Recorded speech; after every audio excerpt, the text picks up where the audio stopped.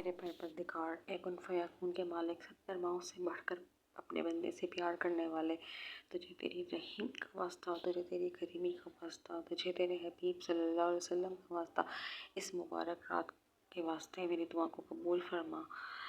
اللہ، جو پریشان حال ہیں، جو اپنی پریشانیوں کو کسی سے بیان نہیں کرنا چاہتے، ان کی پریشانیوں کو دور فرما۔ اے اللہ، گزرے ہوئے دنوں میں جو کھویا اس پر صبر کرنے، جو پایا اس پر تیرا شکر کرنے کی توفیق عطا فرما۔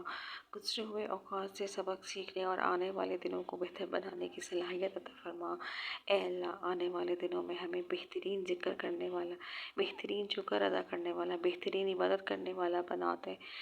اے اللہ، ہمیں دنیا و آخرت کے تمام مصائب، آفات، مشکلات و حادثات، فسادات، شیطان نما انسانوں کے شر سے، روحانی، جسمانی، ظاہری، باطنی بیماریوں سے محفوظ فرما۔ میرے رب کریم، ہمارے ظاہر و باطن کو پاک کر دے۔ جو دشواریاں، بیماریاں، پریشانیاں، آنے والے خدشات و آفات ہیں، ان سب سے ہمیں محفوظ فرما۔ ہماری جائز حاجات پوری فرما۔ ہمیں اسلام پر ثابت قدم رکھ، ایمان پر ہمارا خاتمہ فرما۔ اے پروردگار، اپنی قدرت سے ہم سب کی زندگی خوشیوں سے بھر دے۔ اے رحیم و کریم مالک، ہماری خطاؤں کو اپنی رحمت کے صدقے معاف فرما۔ ہمیں صحت و ایمان والی زندگی عطا فرما۔ ہماری نیک خواہشات پوری فرما۔